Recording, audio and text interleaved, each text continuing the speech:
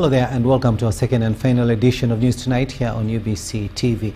This Tuesday, the 17th day of February 2026. But first, let's have a look at our top stories.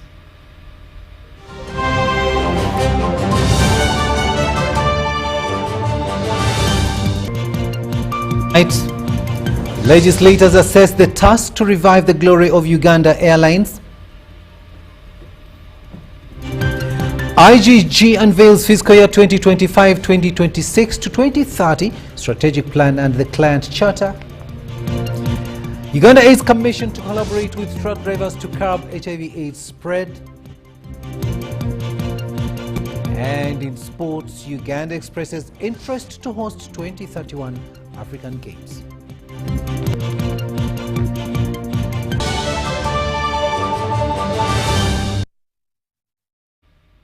Hello there and welcome once again. We are coming to you live online and on air from Broadcasting House here on Nile Avenue. I am Rukidi Kiijjanangoma. The Prime Minister of Uganda, Robina Nabbanja, has highlighted the country's tax incentives to attract foreign investment and promoting development in Uganda. She was meeting with a delegation from the United Kingdom, the United Arab Emirates and India who are in Uganda for a tripartite trade, investment and tourism tour. Meanwhile, the head of the State House Investment Protection Unit, Colonel Edith Nakalema, reaffirmed the government's commitment to a secure and conducive environment for foreign investors. We have more in this story. The meeting chaired by the Prime Minister Robina Nabbanja was co-chaired by the head of State House Investment Protection Unit, Colonel Edith Nakalema. It comprised of ambassadors from the United Kingdom, United Arab Emirates and India, former MPs in the United Kingdom Parliament, Uganda's cabinet ministers and other government officials. This partnership reflects a modern model of cooperation. And Right Honourable Prime Minister, we are deeply grateful for your leadership and your consistent commitment to attracting high-quality investment aligned with Uganda's national development priorities. The engagement reflects Uganda's broader strategy to position itself as a competitive investment destination in the region. Between India and Uganda, over the last few years, bilateral trade has exceeded $1 billion. India is the fourth largest trade partner for Uganda. India exports pharmaceuticals, machinery, and industrial inputs. Uganda's High Commissioner to Land and Her Excellency Nimisha Jayant Madvan said that they are potential partners for Uganda's development progress. Uganda is open for business. Uganda is ready for partnership. Uganda is ready for transformation. Uganda is transforming rapidly under His Excellency President Museveni's leadership.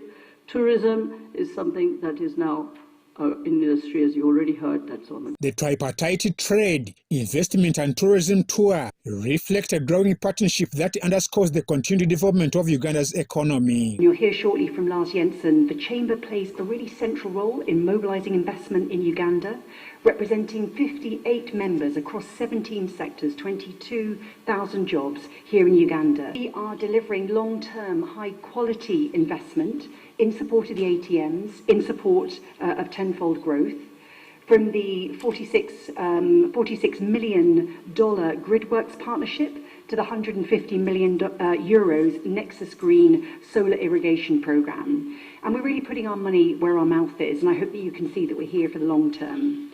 The visiting delegates were urged to explore and invest in Uganda's key sectors of development. The government has prioritized 4 sectors. First one is agriculture and agricultural production and value addition. So we urge you to plug in that sector. The second sector is one of tourism. The third sector is one of mineral development. This includes mineral exploration and obviously processing and also oil and gas. The last sector, last but not least, is the ICT. The Prime Minister Robina Nabbanja emphasized the country's conducive environment for foreign investors. Uganda is very attractive. Why? Because I've already told you, because of peace and security. 2, we have a stable currency and many other things. Uganda is centrally located in the heart of Africa. And so it is easy for an investor to to market their products. We have the East African community, we have COMESA, and we also have the Africa Free Trade Area. Uganda has the best climate in the world. Premier Nabbanja highlighted Uganda's tax incentives to foreign investment. Uganda offers tax and non-tax incentives to investors. I will present a paper. I think Uganda Investment Authority is here. I will request that you give them your contact and let them enter your portal to get all these tax incentives.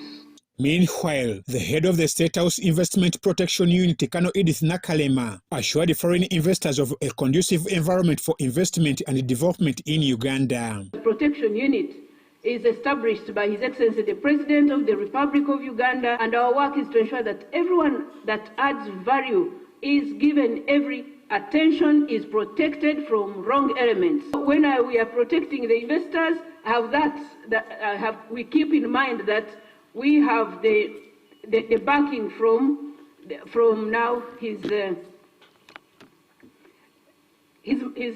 Majesty the King. Uganda is set to benefit from the visiting delegation, which made commitments to supporting the country's development initiatives and investment projects. And so we have a proposal which we wish to present to yourself, Right Honourable Prime Minister, and to the President himself, to build a university teaching hospital. That is our desire. So we have some funding available.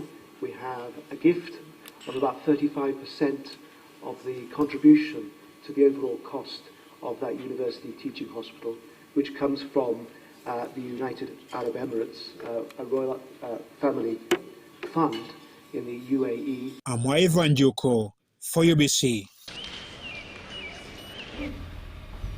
Members of Parliament have expressed mixed reactions to the directive by President Yoweri Museveni to appoint Girma Weke, a consultant to rectify issues at Uganda Airlines. In his letter dated 13 February 2026, the President directed Minister of Works and Transport to allow Mr. Girma serve as the acting Chief Executive Officer, replacing Jennifer Abam-Turachi. Now, this comes after several reports of mismanagement of the national carrier. The letter dated 13th February 2026 reads in part, I hereby direct that you go ahead and appoint Mr. Girma Weke as a consultant or advisor to assist in rectifying a number of management weaknesses in the airline. In addition, he is to serve as acting CEO until we appoint a new CEO by July 2026, as I had agreed with Ramadan. Mr. Girma Weke will work hand in hand with the board until a substantive Chief Executive Officer is appointed. The letter and President Yoweri Museveni decision follows several reports of mismanagement of the national carrier. President Museveni further asked that Jennifer Abam-Turachi, the current CEO, steps aside, citing management weaknesses. It has come late, but as the English adage says, better late than never. So we look forward to a total revamping of this airline, because this airline is a real asset of this country. All of us must understand why we are reviving and starting this airline. In the Middle East, in the Gulf, the airline is part of their luxury. They want to bring more traffic in their country. And the target, therefore, if you're going to run Emirates or Qatar, will be how many passengers do you bring in our country, either as traders or as tourists. And that's why the services they offer, very luxurious. It is not yet disclosed as to the particulars of the management weaknesses as cited by the President. However, the recent Auditor General's report for the year ending 2025 cites that the airline recorded a net loss of Uganda shillings 230.816 billion in financial year 2024-2025. But did we know how much loss we are going to make before starting the airline and before appointing Abam-Turachi? Did we know? Did anyone ever tell Uganda that this will be a loss-making company? This is taxpayers' money spent on an airline that doesn't make profits and that doesn't progress. If we repeat the same story, we shall continue making losses, huge losses in the billions of money, or at the expense of a taxpayer. And Ugandan taxpayers also need accountability. The Auditor General states that the aviation fuel was uplifted and payments amounting to US$ 17,388,560 were made without a valid fuel supply contract. As far as I know, during that period, such issues remain vivid to the legislators. In 2022, the Committee on Commissions, Statutory Authorities and State Enterprises, COSASE, led by the then chairperson Joel Senyonyi, dwelled into some of the matters arising from the mismanagement of the airline. UBC reached out on phone to Joel Senyonyi. Again, as I keep saying, I'm glad we were vindicated because people kept saying, Joel, you are against Uganda Airlines or against the CEO. I said, look, I'm against corruption, misappropriation of funds. Those are the issues that need to be addressed. Yeah. And we indicted the CEO in our report and pointed out many other issues in our report when I was chairing COSASE, but obviously it was not given space. The MPs agree with the need to enhance operations of the national carrier. Also, when somebody is appointed by the head of state individually, how will the board hold that person accountable? Because he will say, look, you're not the ones who appointed me, so they can't hold him accountable. That's the challenge that we do have. The President's guidance puts a deadline on the transition period to July 2026 as to when the new CEO could be appointed. Daniel Mugoya, Gloria Gwitabinji, UBC News. The head of the Sharia department at Uganda Muslim Supreme Council, Sheikh Ziad Lubanga, has announced that the fasting month will officially commence tomorrow, Wednesday, following the sighting of the new moon earlier today. Speaking at the Gaddafi National Mosque in Old Kampala, Sheikh Lubanga called upon Muslims across the entire country to uphold discipline, good conduct and generosity throughout the holy month.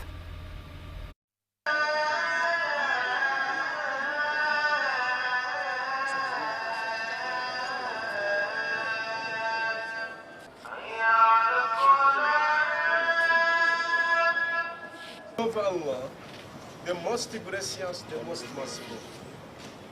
Praise be to Allah, the cherisher and sustainer of the world. Peace and blessings be upon Prophet Muhammad sallallahu alaihi wasallam, his companions, and those who follow his footsteps until the day of judgment. Allah says, Ya ayyuhalladhina amanu kutiba alaykum as-siyam كما كتب على الذين من قبلكم لعلكم تتقون. Believers, fasting is enjoined upon you, as it was enjoined upon those before you, that you become God-fearing. Chapter 2, verse 183. The Prophet sallallahu alaihi wasallam says, "Sumu liru'yatihi wa aftiru liru'yatihi. فإن غبي عليكم فأكملوا عدة شعبان 30 متفق عليه." That observe some or fasting on sighting the crescent moon of Ramadan and break or terminate it on sighting it the moon of Shawwal.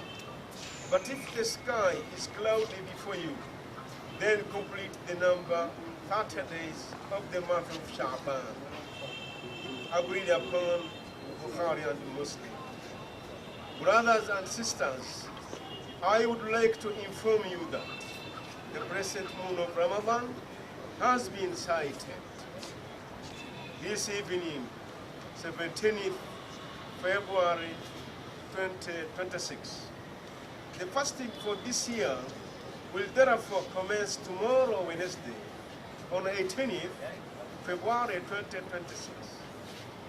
The Tarawih prayers shall be performed after Isha prayer throughout the holy month of Ramadan. Darasas or Islamic seminars at the National Mosque will be held every Sunday from 10 a.m. throughout the holy month of Ramadan. Other mosques shall have their own arrangements on that.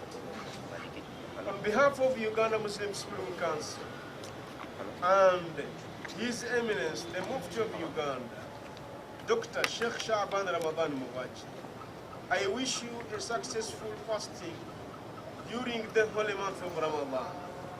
May Allah bless you and protect our country from all wrongdoers. كل عام وأنتم بخير والسلام عليكم ورحمة الله وبركاته.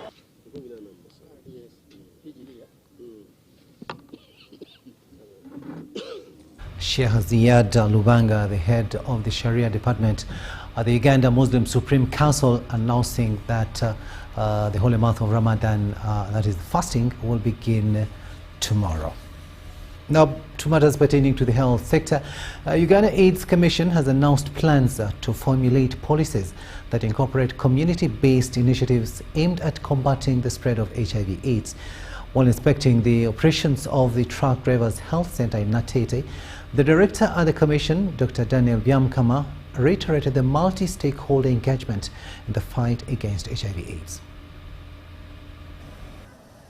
The Uganda Professional Drivers Network established the Truckers Wellness Center at Natete to provide healthy services to long-distance truck drivers, a group considered highly vulnerable to HIV/AIDS.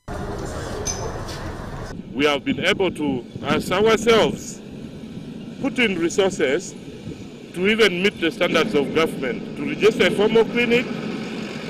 We are working with the government of Uganda through Chitebi Health Center 3, Kawala Health Center 4, and all this to ensure that the clients that come out of our facility, the ones we can treat, we treat. The ones we cannot treat, we have a motorcycle to deliver them to the hospital. The proprietors of the Wellness Center explain that Natete was strategically chosen due to its location along major transport routes and its high concentration of mobile populations. We saw that there was a demand, and the statistics that we had, that whenever there is a truck driver, there are female sex workers, and the customers are the truck drivers. So through HIV programs, extending health services to the truck drivers, we saw that there was a gap, that also we had to engage the female sex workers also on board. Natete is a high-risk area with significant presence of sex workers and trucker stops. We are trying to design this model, for example, that we are having a lab technician on ground, we have the clinician, and the secret behind that, if someone is tested and turns positive, this very person is being given a confirmatory test from here, other than referring him to the facility because of the time. And after confirming that this person has turned into is a positive client, is enrolled on ART. The Drivers Network is seeking partners to expand affordable health services given the high cost of medical care. There are gaps, and we are calling for those of you watching us out there and seeing us that we need you to support us, because to serve a community where you're having over 100 people enrolled on PrEP, over 10 new HIV positive cases. We have worked in those places. You have seen in areas like Mabito and in those truck parks, the number of people, the hotspots, the drug use, the demand is much. So the Uganda AIDS Commission has plans to integrate such community-based models into national HIV/AIDS policy frameworks. Looking forward to working with them to have this model replicated in almost all the stops within the country, in all the towns, because there are so many high-risk people who live around these truckers and where they stop. The wellness facility has opened up its services to the wider community and is appealing to the stakeholders to support service expansion. We call upon support for areas of medication, for example, because now when we test somebody urinalysis for free and they have STI, and STI is one of the biggest problems in these places. The medicine we have, we are telling them to pay. That one we cannot subsidize medicine. Is it possible that somebody can say, okay, for me I'm only supporting the STI medication. For me I'm supporting furniture for that place. For me I'm supporting computers. For me I'm supporting health workers who can work in the night. This is the kind of support we are asking, and not necessarily really money. The Uganda Professional Drivers Network also guided development partners on a tour of the Natete locality to highlight the scale of the challenge and identify areas for intervention. Abdul Nasili Lubwama and Regan Ahumza for UBC. Minister of State for Trade, Industry and Cooperatives, General Wilson Mbadi, has overturned the earlier directive by Internal Affairs Minister General Kahinda Otafide, ordering the immediate reinstatement of farmers' weighbridges in Masindi district. The development follows weeks of tension after a controversial order reportedly sought the uprooting of privately established farmers' weighbridges, a move that triggered outrage among outgrowers. Complaints of sugarcane theft from very many farmers in Masindi district, and they have been tracing the theft of their sugarcane to weighbridges, and they have persistently filed complaints to both the local authorities and police that the people trading sugarcane at these weighbridges, some of them end up stealing our cane and selling it on these points. So that outcry has resulted even some of the sugar trucks being impounded in sugarcane plantations of farmers.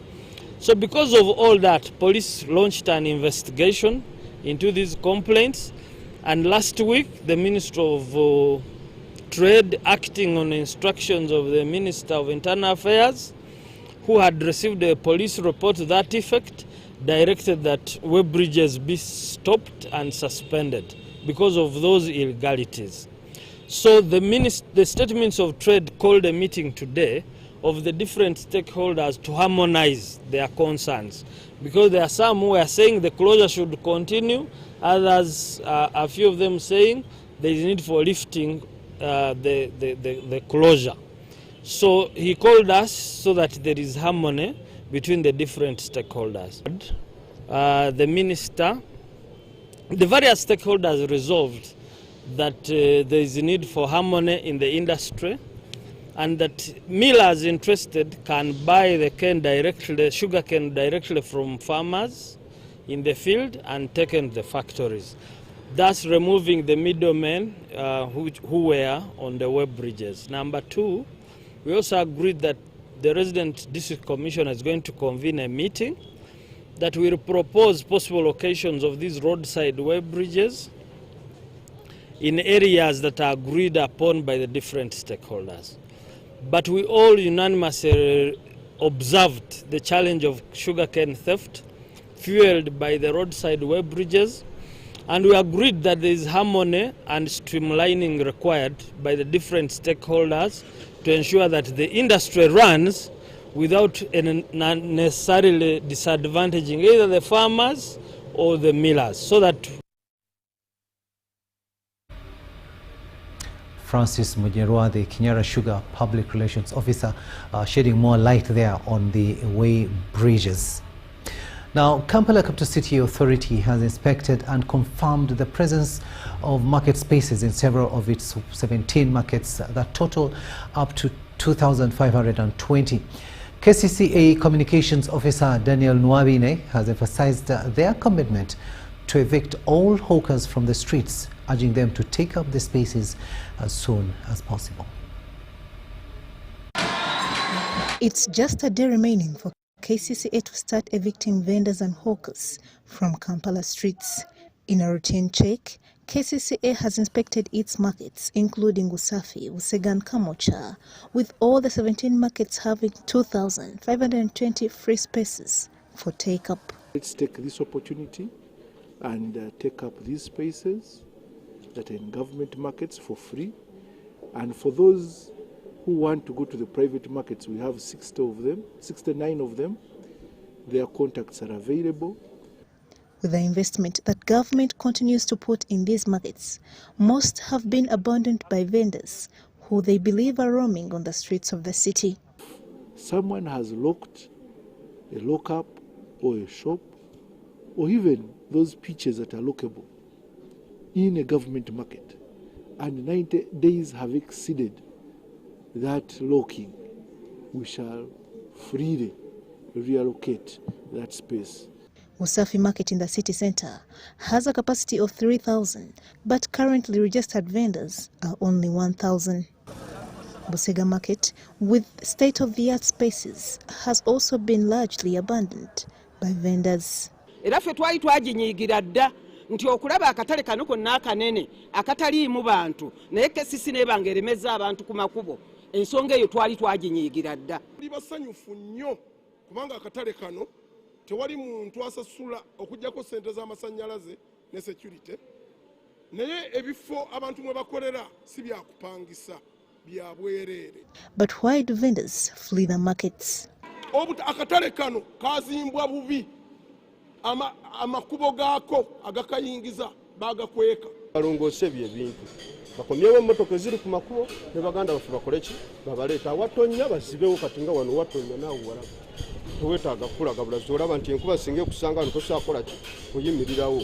Leaders appeal to KCCA to address insecurity and leakages in some of these markets. Badde nsaba KCCA bwegera kulaakulanya esooka eddaabiriza akatale kuba konna kayiika amazzi egyo n'emidaala givunze lw'amazzi kuyingira mu katale. A roof leakage is a maintenance issue, and where we have leakages, those are easily repaired because the roof leakage is one day's work or a few hours because it's replacement of an iron sheet. That is a minor issue.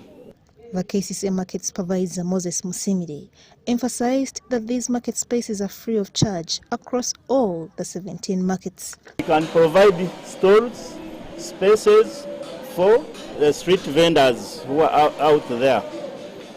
And one thing I want to emphasize is that the spaces here in these government markets are free of charge. KCCA has threatened to evict vendors from the streets on the 19th of this month. Cayenne Faith, Andrew Sebida for ABC.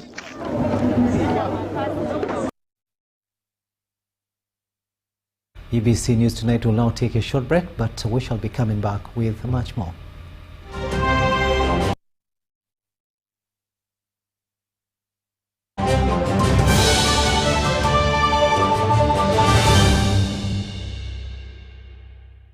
So, Muchara.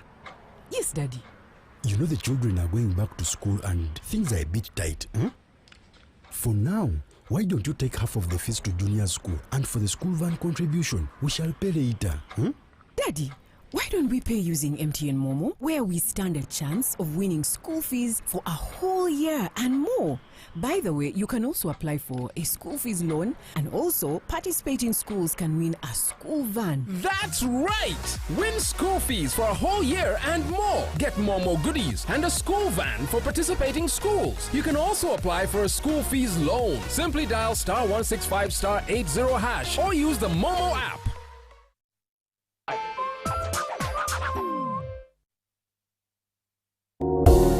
Every great cup of Uganda's coffee begins right here on the farm. Quality begins at harvest. Pick only red, ripe cherries because unripe cherries lower your coffee quality and income. After harvest, protect that quality. Dry your coffee clean on tarpaulins, raised beds or cemented surfaces, never on bare ground. Spread your harvested coffee thinly. Do not heap it because heaping causes mold and destroys the quality. When you protect quality, you protect your income and Uganda's reputation on the global market. Uganda Coffee, quality you can trust. This message is brought to you by the Ministry of Agriculture, Animal Industry and Fisheries.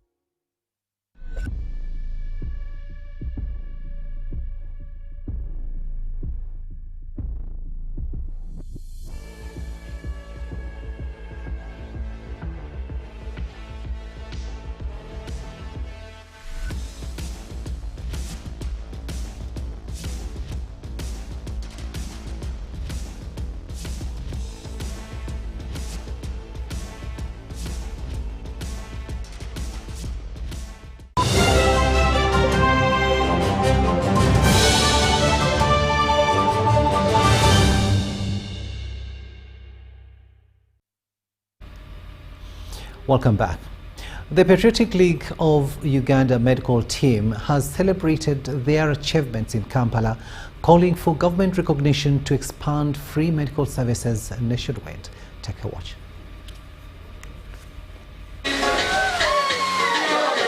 The Patriotic League of Uganda Medical Team celebrate their achievements, part of which was to support President Yoweri Museveni, who was re-elected for a 7th term. During the event, leaders of the Medical Team called upon government to grant them full recognition to provide free medical camp services across the country. The team offers free dental care and general medical checkups. They have also been involved in HIV/AIDS testing and cervical cancer screening. Medical team, and like to advise all others who are going around masquerading that this is the official recognized medical team, and would like to encourage other medical workers, if they are interested, to come and join us. Viva Pierre Medical Team! Viva! In a show of solidarity, the Pierre Medical Team congratulated President Museveni on his re-election victory and pledged to support improvement of health care in Uganda. We came in to support MK and our Mzee Yoweri Kaguta Museveni. Our assignment was to offer free medical care to all people and all walks of life. It was a successful exercise, and we're here to celebrate the success of the President, our dear Jaja Yoweri Kaguta Museveni. Tuli wano olw'okuyozaayoza President Yoweri Kaguta Museveni olw'obuwanguzi bwe yatuuseeko obwavudde mu mukago gwe twakola ffe ng'aba PLU ne NRM nga tugamba nti tuko pamoja. Twagoberera ekiragiro kya chairman waffe General Muhoozi Kainerugaba nga tulina okwegattira awamu okulaba nga Muzeeyi Museveni atuuka ku buwanguzi era ekyakoleddwa. N'olwekyo tuyozaayoza Pulezidenti waffe Yoweri Museveni Kaguta, twagaliza bannayuganda bonna eggwanga eddungi era eririmu emirembe. We choose peace, ate era nga tutambuza obulamu obulungi. Tuli beetegefu nnyo okweyongerayo nga tuwa obujjanjabi buno obw'obwereere singa tuweebwa obuyambi bwonna okutuuka ku buli muntu yenna, as we protect our gains for God and my country. The team's leader, Lubale Grace, emphasized their commitment to serving the nation. This team before you, that thank you so much for serving without getting tired. I want to also inform the members that we are still doing our work. We are still offering free services, and would like to encourage everybody who wants help to approach us. Robert Katamba and Ken Chanaba reporting for ABC News in Kampala.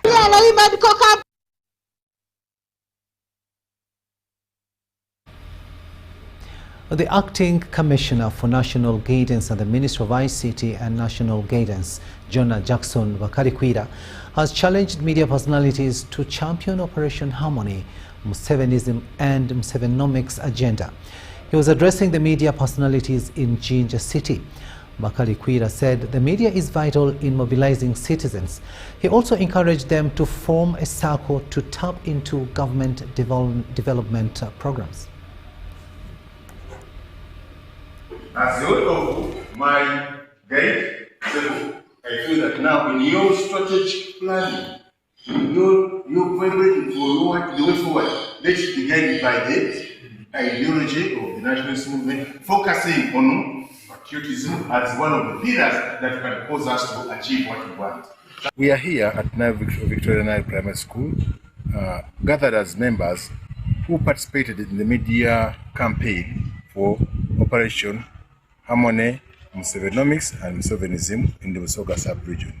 So we are here to reflect on what we went through and how do we position ourselves to continue with the campaign, so that at the end of the day we consolidate the people of the sub-region and cause them to work progressively towards the process of emancipating their lives, socio-economic transformation, the household levels, so at the end of the day everybody is happy to be a Ugandan, is happy to be a Musoga in this sub-region, and is fitting within the money economy. So we have done a lot of reflections, and we are now seeing how we can be able to crystallize them, so that as we are moving society, also we as actors are direct participants in the process of socio-economic transformation. It will be very embarrassing when you're a parish chief, you are there, but you don't have a model farm where you can be able to produce and put products on the market. Uganda is intensifying efforts to combat air pollution as the country advances toward middle-income status. With pollution-related illnesses on the rise, government and partners are now pushing for stronger enforcement of the National Environment Air Quality Standards regulations adopted in 2024. A high-level meeting has been convened to chart practical ways of translating the regulations into action. Air pollution is one of the major threats to public health in Uganda, particularly in urban areas where traffic congestion, industrial activity, and open burning continue to degrade air quality. 2 years after adoption of the National Environment Air Quality Standards regulations, stakeholders say implementation must now be strengthened, especially at district and city levels, where capacity remains limited. The National Environment Management Authority is meeting stakeholders to strengthen enforcement for air quality regulations, as Geoffrey Opio, the Senior Communications and Content Creations Officer, NEMA, asserts. Is aimed at strengthening institutional capacity towards implementation of the air quality regulations. As you are aware, NEMA launched the National Environment Air Standards Regulations of 2024 in the year 2024. And we had thought it wise to seek a way on how we can bring this closer to the people so that the whole country can understand what their roles are and what are in place for them to follow to ensure that these regulations are well understood. Key proposals include modernizing air quality monitoring systems, regulating factory emissions, and phasing out highly polluting old vehicles from the road. It's very difficult to find a place in any of our cities, be it Kampala, be it Jinja, be it Fort Portal, Gulu. It's very difficult to find a place that has very acceptable clean air levels in line with the World Health Organizations. So it shows that we need to take action. Fortunately, at the national level, the National Environment Management Authority, NEMA, has been able to put in place the National Air Quality Regulation Standards that set the baseline on what we need to do to improve our air quality. Partners say cleaner air is critical not only for public health, but also for economic growth and sustainable urban development. Reporting for ABC TV, Helen Barbara and Ngabo Emon.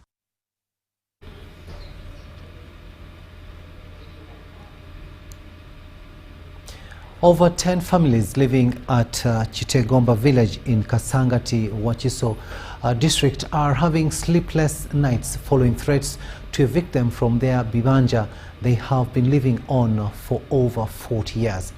The families living on the 10 acres of land are part of the 140 acres of James Sali Mutegomba, now heir to the late Suleiman Mutegomba, who was buried on this land in 1957.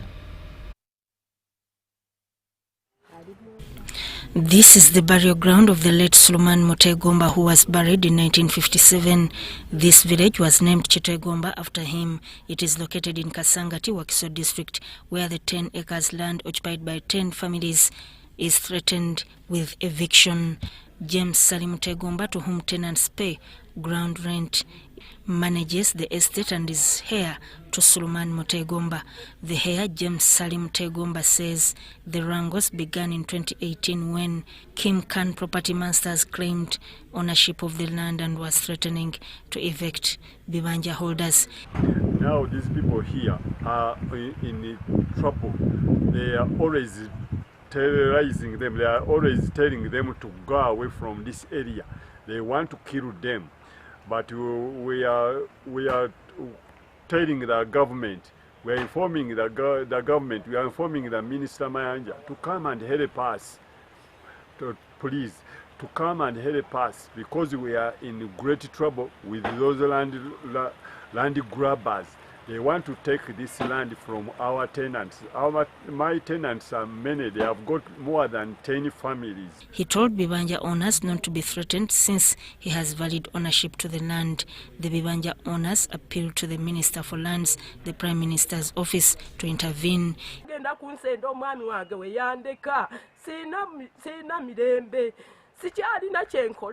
Kubanga abana bange babandekera naye sina kyembakolerera kubanga tetukyalina mirembe abasajja batuyigga okufaako obufi. Muzeeyi twagala ozirukira onyambe mbadde nkanikira State House okumala emyaka mingi sente sabba nzibe tusabba bibbe nekati kusaba yero sinjagala kumpanjagira kuntaasa. Efforts to reach the Kimkan property masters were futile.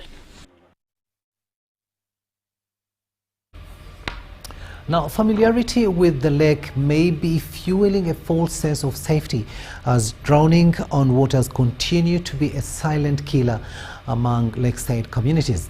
A visit to Gaba landing site shows life jackets use is a rare occurrence for people who have grown around the waters, except for visiting tourists. Take a watch. In a quest to examine deeper the challenge, I set out to Gaba landing site, nestled at least 8 kilometers from Kampala capital city. Reports indicate that at least 322,500 people die globally due to drowning, and 4 out of 10 people who drown are reported in the mainstream media. Osobola okumanya abantu abamu abafa nomanya nti eryato lya Jindi lyasseemu kwabaddeko empewo mwabaddemu abantu 15 ne kwasigaddeko 6 gwe gwawonye ekitegeeza omwenda guba gwafudde. Francis Sabit is the chairperson of Gaba Market, a lakeshore market. Sabit says drowning still persists. He says people are still negligent about their own lives. Very common to see many sailing without life jackets.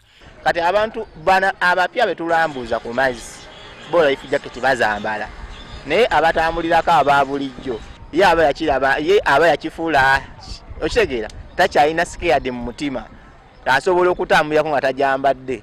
Sigamba nti okuba nti tajambadde ziba teziriimu zibaamu naye nze omusana gunje kyomusana mungi ngenda kuwulira ebbugumu. So kyengezaako nti ne gavumenti eveeyo ekiteeke mu nkola kusomesa abavubi buli kimu buli omu akimanye nti life jacket ya mugaso gyali then okubeera ng'otambulira mu lyato eryetuufu kubanga tutambulira mu maato nagano agawuuka. The limited awareness of the importance of putting on size-fit life jackets has cost many lives. Life jacket buli muntu alina obuzito bwe bw'ayina naye omuntu amala gajja n'asanga life jacket n'akola ki n'agyeteekako. Ekyokusatu tebamanyi bwe bagisiba, which means they are not trained. Fishermen are not spared at all, with some ending up losing their lives while attempting to capture big tilapia fish. Someone can catch a tilapia. Eh? When you are putting it in the boat, then it turns against you. You find yourself drowning, you leave it in the boat. Then you die. But because that one happened here, near here, someone died like that. It was heavy and killed him. Maybe the problem may be on these boats that they use. They can go there without first ogakeberanti. Is it okay or it's not? You can find the wind disturbing the fishermen. At the end of the day, they report here, this and this they have gone. For generations, lakes have been sources of sustenance and life. Yet today, they are also sites of heartbreak as drowning incidents continue to claim lives. Crispus Arinitwe reporting for UBC. Indeed, you can never be too sure on a lake. You can easily end up drowning even if you are the best of swimmers. Now from Gaba, let's go to the east to Soroti specifically, where the director, Bethany Comprehensive Secondary School in Soroti City, has tipped educationists to have collective effort invested in order to reap at the end of the education cycle. He said success will be achieved by embracing the new curriculum and engage both the boy and girl child to focus on the future. He was speaking as Bethany Comprehensive Secondary School in Soroti City celebrated outstanding performance in the 2025 UCE results, with the best female candidate scoring 7 A's. And the staff, I want to congratulate the board and the PTA. I want to congratulate the students for the milestone that were moved, and especially the current performance, where top student got 7 A's and 2 B's. We've had somebody here shock and surprise the entire city and the whole of TESO at large. Our students sat and they really came out well, and we have one of our students who has done so well, emerging with 7 A's and only 2 B's. By God's grace, I've got 7 A's and 2 B's, which is a blessing. So I want to thank the entire school administration, right from Papa Bishop, the BOG, Papa Director, the head teacher, and all the teaching staff.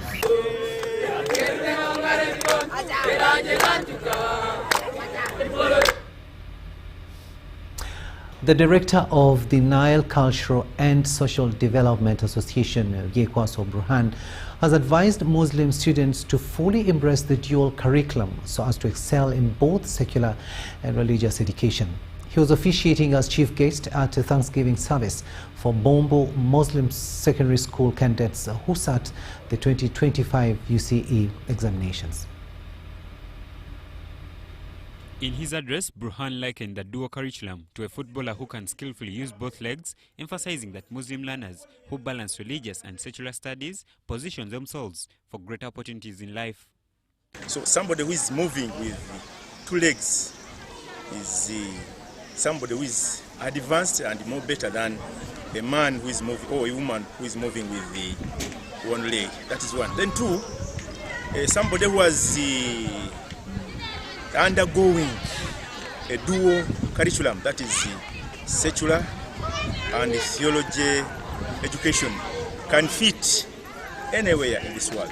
Meanwhile, the headmaster of Bombo Muslim SS, Haj Major Abubakar Kalme, appealed to the government to extend support to private schools in form of scholastic materials to help them effectively implement the competence-based curriculum. Indeed, we are appealing to the government of the Republic of Uganda to consider private schools, or for example, on the computer lab, research. These learners are doing a lot of research, but our computer labs are not well equipped to satisfactory. So, where we need help. Kalume commended the government for introducing the competence-based curriculum, noting that it will significantly contribute to Uganda's industrialization agenda. Our learners are happy. They enjoy the practical part of the curriculum. When they leave the school, they go out and practice. For example, those who finish tailoring, they are doing the job.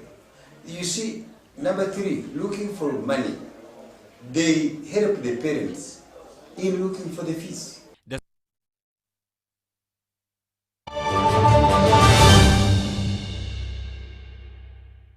Somchara. Yes, Daddy. You know the children are going back to school and things are a bit tight. Huh? For now, why don't you take half of the fees to junior school, and for the school van contribution, we shall pay later. Huh? Daddy, why don't we pay using MTN Momo, where we stand a chance of winning school fees for a whole year and more? By the way, you can also apply for a school fees loan, and also participating schools can win a school van. That's right! Win school fees for a whole year and more. Get Momo goodies and a school van for participating schools. You can also apply for a school fees loan. Simply dial *165*80# or use the Momo app.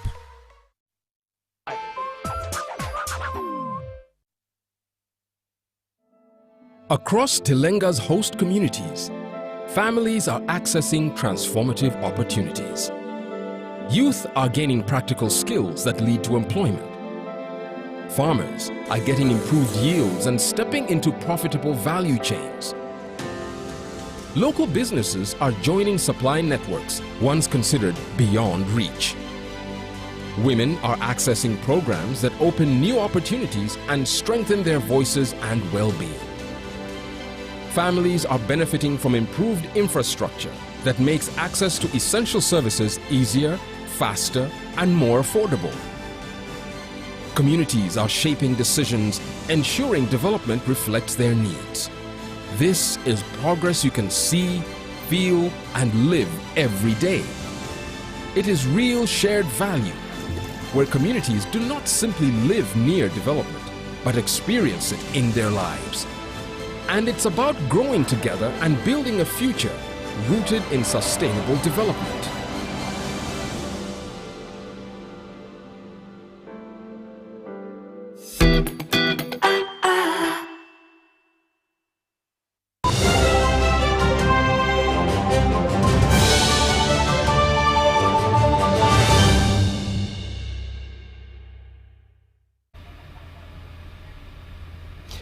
Welcome back. Let's have now some business stories.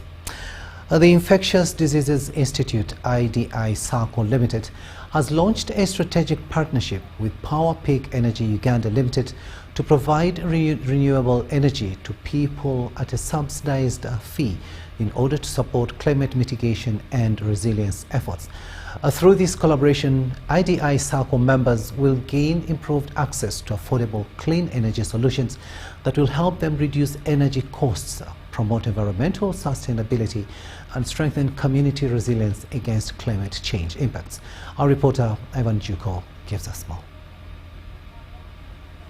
The Infectious Diseases Institute at Makerere University has made a significant investment in renewable energy infrastructure, having launched a 384 kilowatt peak solar-powered electricity grid, recognized as the largest campus-based solar system in Africa at the time of installation. This large-scale solar installation was designed to improve research infrastructure reliability by ensuring stable power supply for laboratories, data centers, and clinical research operations, among others. Greening and making our environment green, we are actually also making efforts as a cooperative society to make sure that we contribute to consolidating the lost energy, consolidating the green that has been lost. In Uganda, we are used to what we call diesel and petrol generators, which are so much dangerous to our environment. But at Power Peak, we take it more green. And that's why we bring in the issue of our sun. By investing in clean energy infrastructure, the Institute not only enhances operational resilience, but also demonstrates leadership in integrating climate action within health research institutions. Our staff here at IDI, they are healthy staff who have a lot of projects, they have a lot of learning and research, which should not stop because of power blackouts and maybe shutdowns on national grid. As a health sector, we are supposed to have an environment free from toxicity. And therefore, if you are using, for instance, a lot of firewood, you are destroying the environment.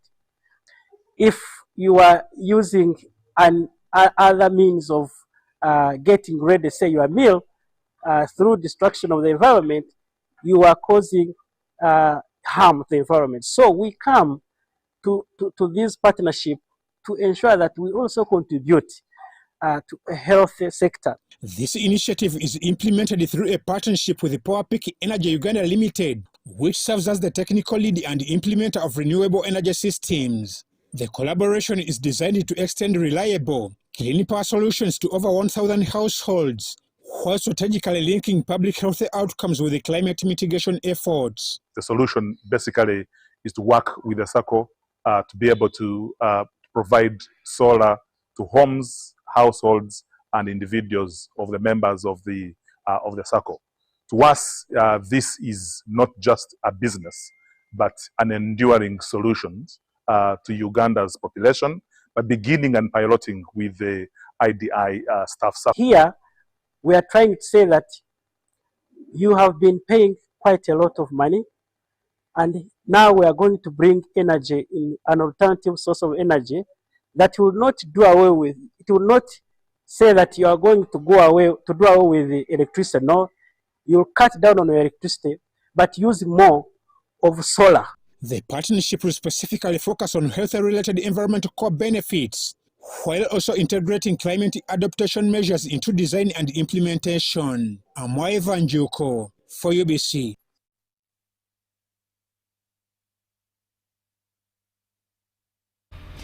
Researchers at the National Semi-Arid Resources Research Institute, Nasari, in Serere District, are developing sorghum that is enriched with zinc and iron. The team leader for dryland cereals research at Nasari, Dr. Scovia Adikin, says the aim is to enhance the nutritional quality of both sorghum grain and its stover to address the nutritional needs of humans and livestock. This is an intervention to tackle nutrition and hunger in the drylands and semi-arid regions of East Africa.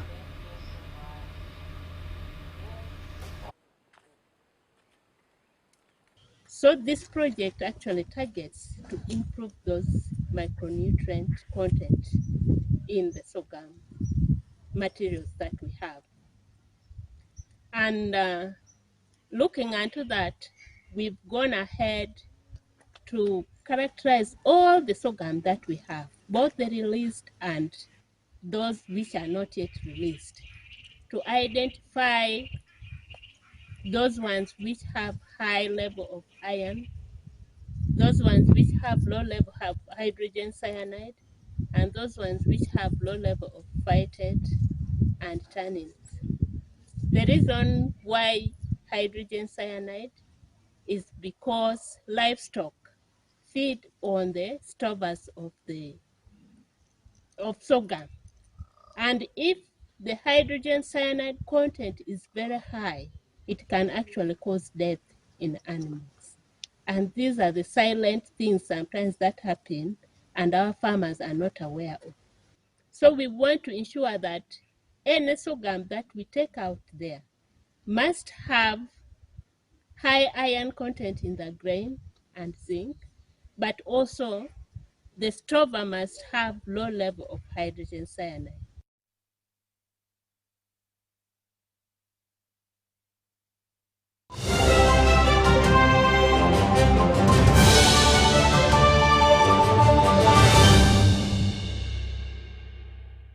Sports news now, and we're looking at badminton. The 22nd edition of Uganda International Badminton will climax on the 18th of February at Lugogo Indoor Stadium in Kampala.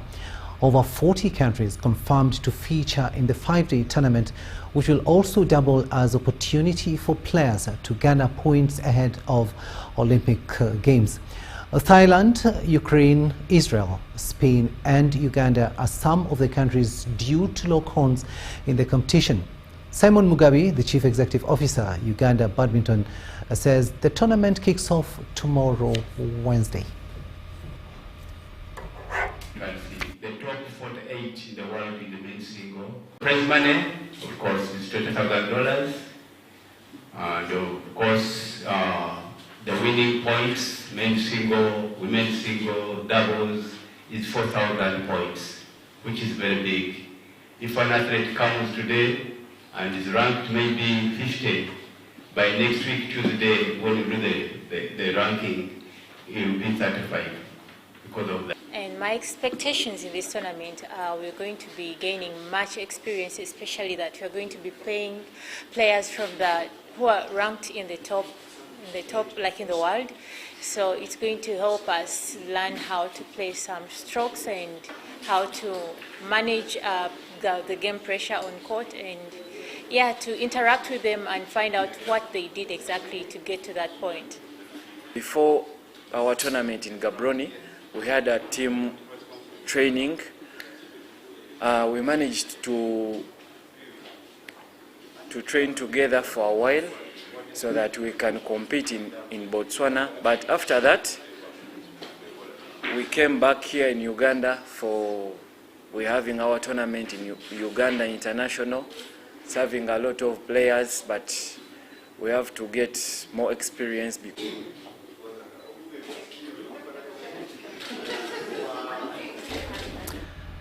It is exactly 11 p.m. in the studios of UBC TV, and we finally come to the end of our second and final edition of news tonight, this Tuesday, the 17th day of February 2026. Thank you so much for having kept us company, and from me and on behalf of the entire news crew this evening, it is good night.